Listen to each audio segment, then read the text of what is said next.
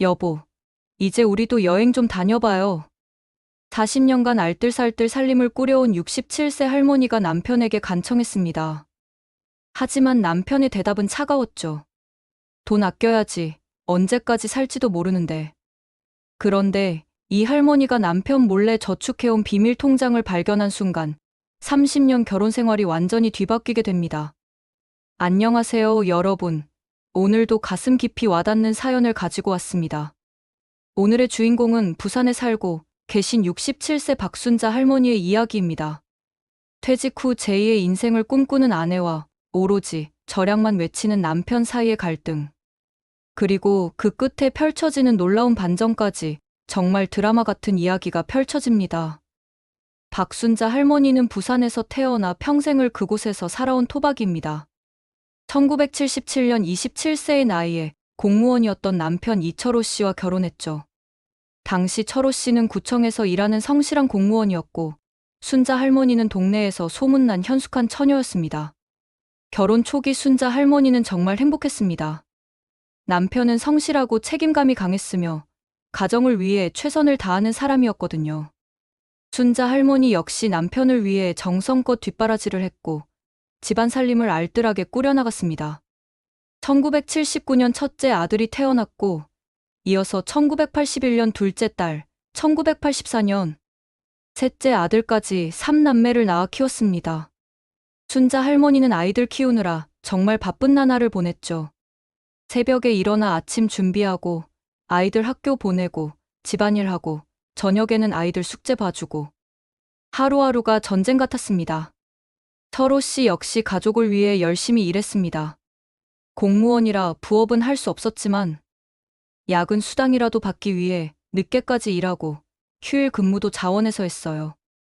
아이들 교육비와 생활비를 마련하기 위해서였죠.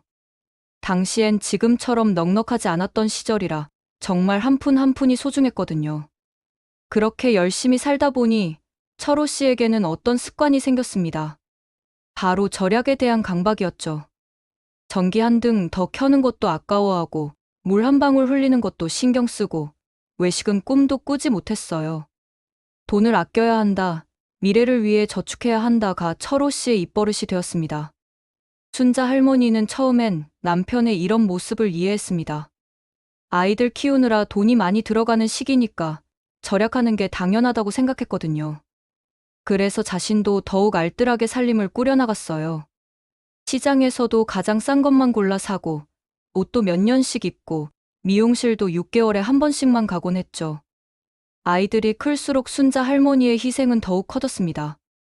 아이들 학원비, 교재비, 준비물비 등등 온갖 지출이 있을 때마다 순자 할머니는 자신의 용돈부터 줄였어요. 친구들과의 모임도 줄이고 화장품도 가장 싼 것만 쓰고 때로는 끼니까지 거르면서 아이들을 위해 돈을 아꼈습니다. 1990년대 들어서 철호 씨의 수입이 조금씩 늘어나기 시작했습니다. 승진도 하고 공무원 월급도 예전보다 나아졌죠. 하지만 철호 씨의 절약 습관은 더욱 강화되었어요. 앞으로 IMF 같은 일이 또 있을지 모른다. 아이들 대학 등록금도 준비해야 한다며 더욱 철저하게 돈을 아꼈습니다. 순자 할머니는 가끔 여보, 이제 좀 여유가 생겼으니까 가끔 외식도 하고 영화도 보러 가요라고 말했지만 철호 씨는 돈 아껴야지, 나중에 후회해라며 매번 거절했어요. 순자 할머니는 점점 답답함을 느끼기 시작했지만 그래도 참고 견뎠습니다. 가정의 평화를 위해서였죠.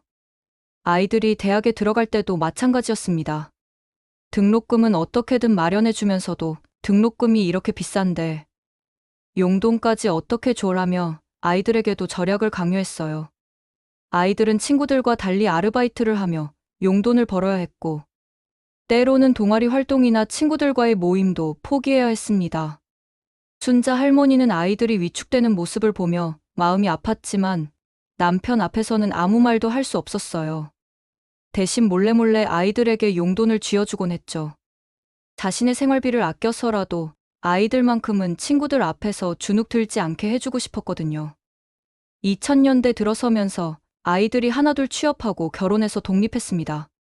첫째 아들은 대기업에 취직해서 결혼했고 둘째 딸은 간호사가 되어 의사와 결혼했으며 셋째 아들은 교사가 되어 역시 결혼해서 각자의 가정을 꾸렸죠.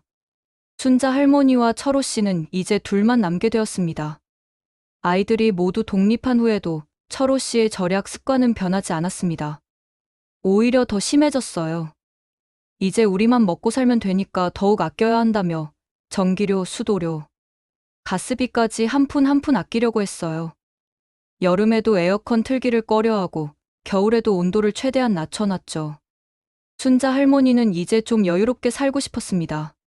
40년 가까이 가족을 위해 희생하며 살았으니 이제는 자신을 위한 시간을 갖고 싶었거든요. 여보, 이제 우리도 여행 좀 다녀봐요. 친구들은 다 부부여행 다니던데 라고 말해도 철호 씨는 돈 아까워서 어떻게 여행을 가냐며 거절했어요. 그럼 가끔 외식이라도 해요. 맨날 집에서만 먹으니까 답답해요. 외식비가 얼마나 비싼데 집에서 해먹는 게 경제적이야. 미용실이라도 자주 가게 해주세요. 미용실비도 만만치 않아. 집에서 내가 깎아줄게. 순자 할머니의 모든 제안은 철호 씨의 절약 논리 앞에서 번번이 막혔습니다. 2018년 철호 씨가 정년퇴직했을 때 순자 할머니는 기대감에 부풀었습니다. 이제 시간도 많아지고 퇴직금도 나왔으니까 좀 여유롭게 살 수 있겠구나 생각했거든요. 하지만 철호 씨의 반응은 정반대였어요. 이제 수입이 없어졌으니까 더욱 절약해야 한다. 연금만으로 살아야 하는데 어떻게 돈을 함부로 쓸 수 있냐. 퇴직 후 철호 씨의 절약은 거의 강박 수준에 이르렀습니다. 마트에서도 할인 상품만 골라 사고 전기 콘센트를 일일이 뽑아다니고 휴지 한 장까지 아껴 쓰라고 했어요. 순자 할머니는 답답함을 느꼈지만 참고 견뎠습니다. 하지만 코로나19가 터진 2020년부터는 정말 힘들어졌어요.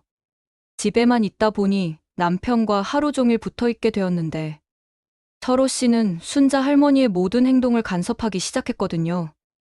전등을 왜 이렇게 많이 켜놨어? 전기료 나온다. 물 틀어놓고 왜 안 꺼? 물값 아까워. TV 볼륨 왜 이렇게 크게 해놨어? 전력 낭비야. 순자 할머니가 하는 모든 일에 잔소리가 따라왔어요. 친구들과 전화 통화를 해도 전화비 나온다고 짧게 끊으라고 했고, 택배 주문이라도 하면 왜 굳이 배송비 내고 사냐? 직접 가서 사면 되잖아 라고 핀잔을 줬어요. 순자 할머니는 점점 숨이 막힐 것 같았습니다. 그러던 중 2023년 순자 할머니에게 전환점이 찾아왔습니다. 40년 만에 만난 중학교 동창회에 참석하게 된 거예요. 철호 씨는 동창회비도 아깝다며 반대했지만 순자 할머니는 처음으로 고집을 부렸어요. 동창회에서 만난 친구들은 모두 행복해 보였습니다.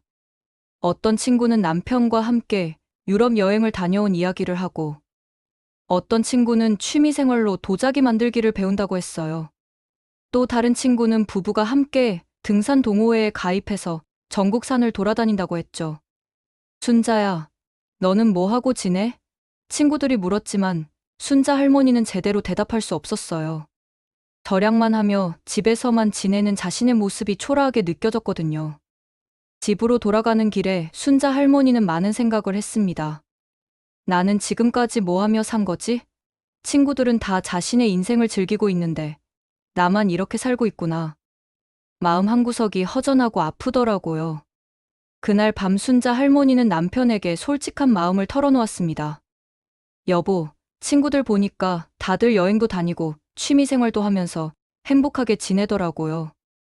우리도 이제 좀 다르게 살아봐요. 하지만 철호 씨의 대답은 차가웠어요. 남들은 남들이고 우리는 우리야. 돈 없어서 나중에 고생하게 될 텐데. 지금 함부로 쓸 수 있어? 순자 할머니는 실망감을 감출 수 없었습니다. 그 후부터 순자 할머니와 철호 씨 사이에는 미묘한 갈등이 계속되었어요. 순자 할머니가 여행 가자, 외식하자, 취미생활 해보자고 말할 때마다 철호 씨는 돈 아깝다며 거절했거든요. 점점 대화가 줄어들고 서로에 대한 불만이 쌓여갔습니다. 2024년 들어서는 상황이 더 악화되었습니다. 순자 할머니가 여보, 이웃집 할머니는 남편이랑 제주도 여행 갔다던데. 우리도 한번 가봐요 라고 말하자 철호 씨는 화를 냈어요. 다른 집은 우리보다 돈이 많으니까 그렇게 사는 거야.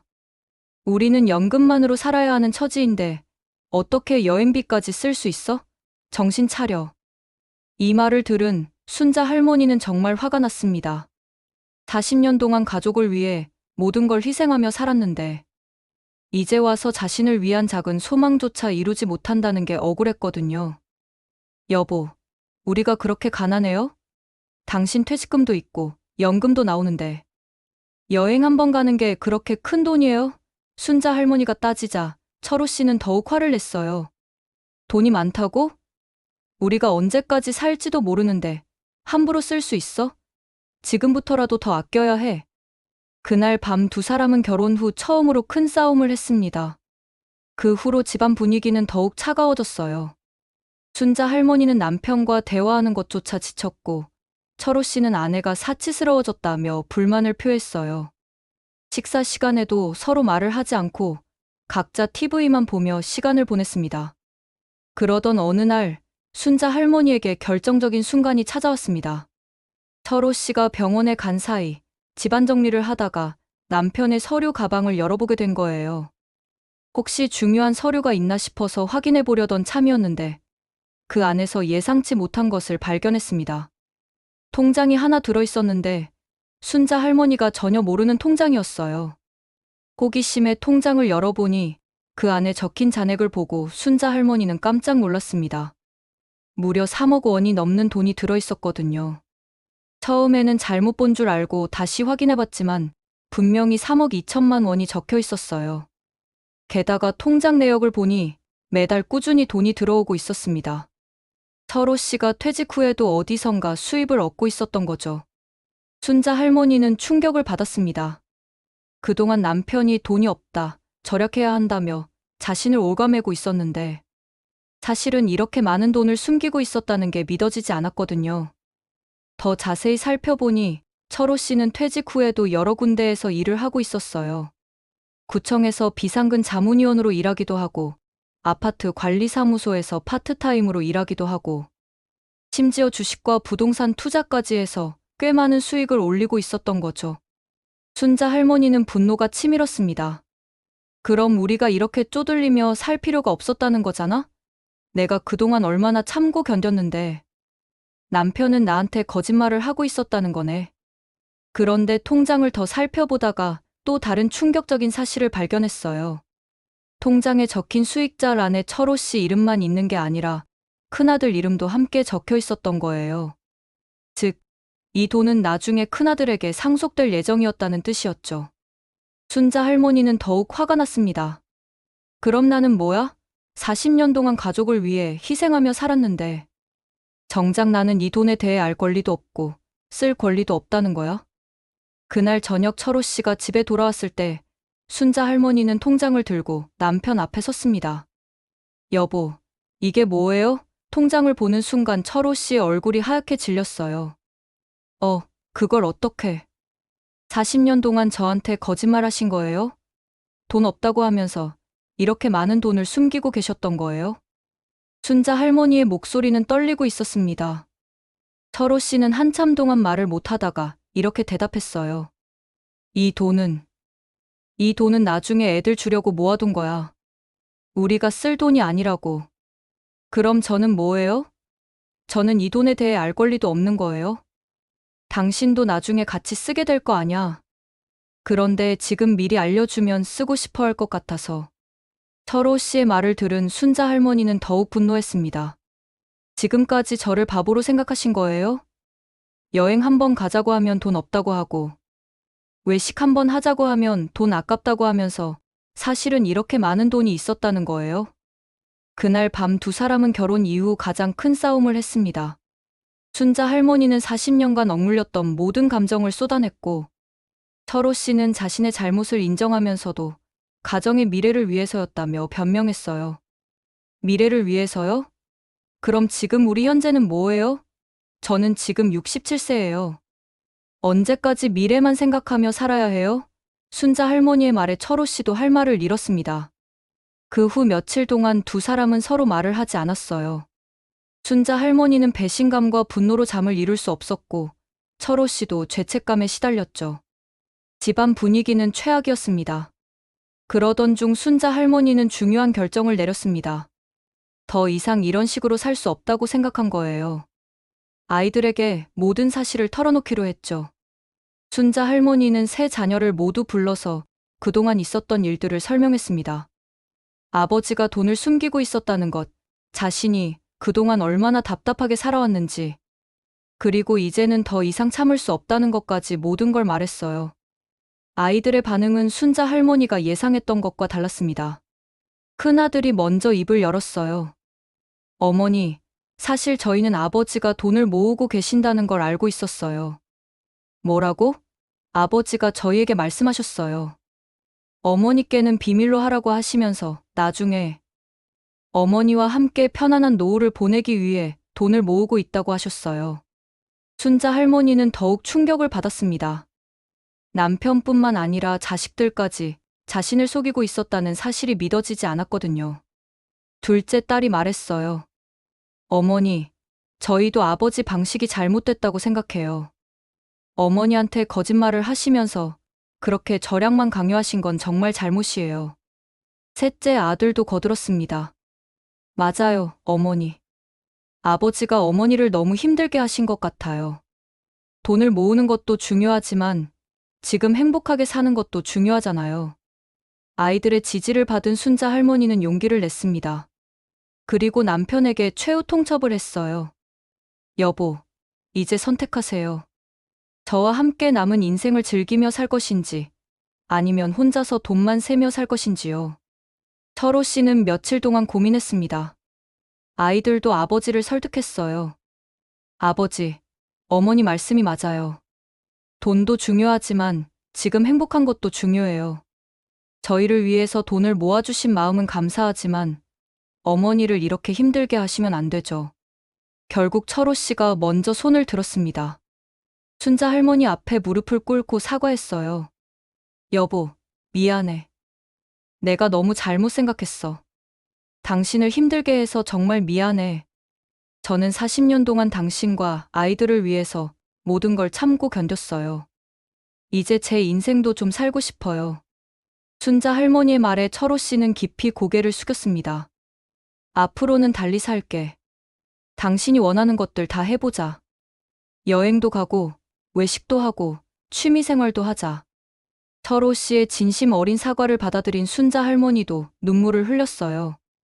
그 후 두 사람의 생활은 180도 바뀌었습니다. 철호 씨는 먼저 순자 할머니에게 그동안 숨겨왔던 모든 재정 상황을 공개했어요.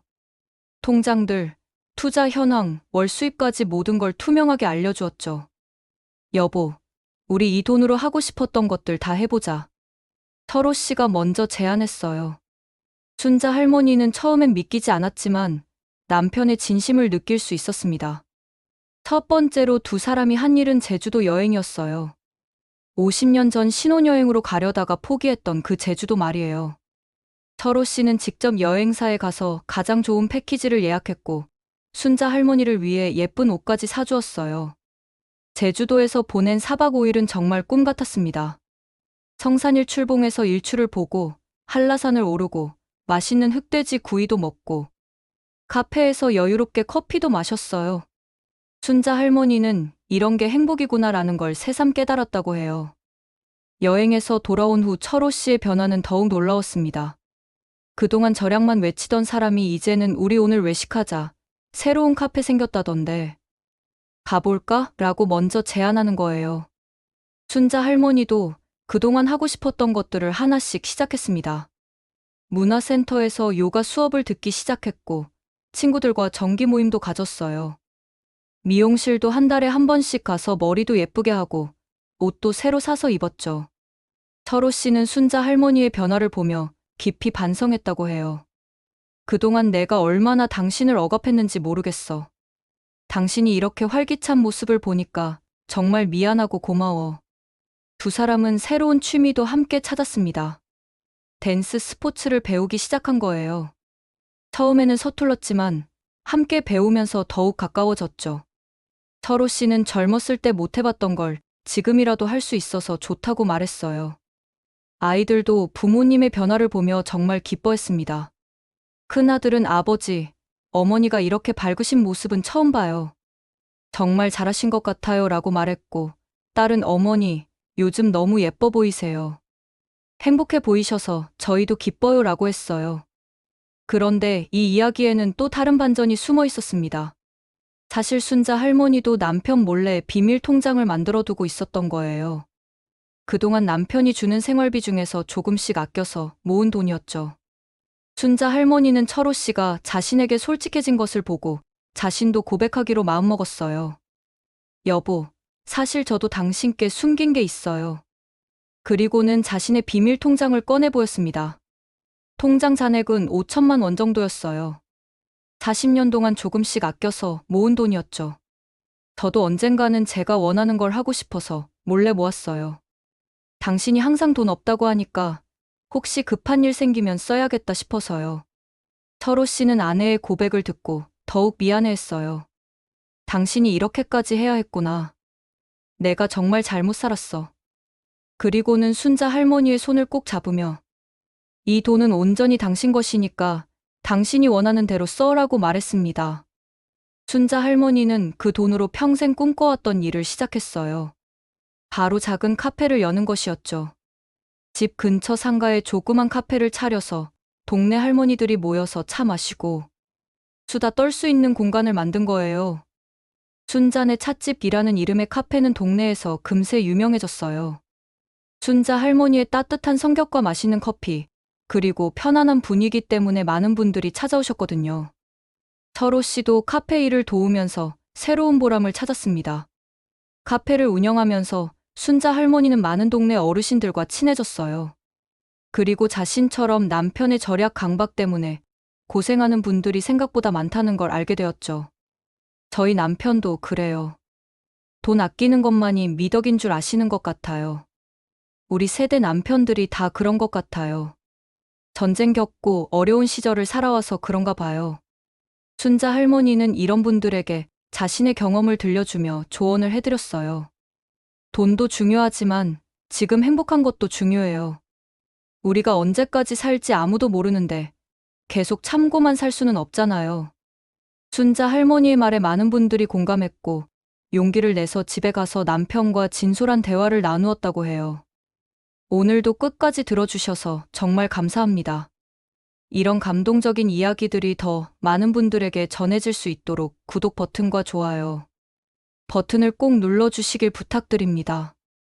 여러분의 작은 관심이 더 좋은 이야기를 만들어가는 원동력이 됩니다. 그리고 댓글로 여러분의 생각도 나눠주시면 더욱 감사하겠습니다.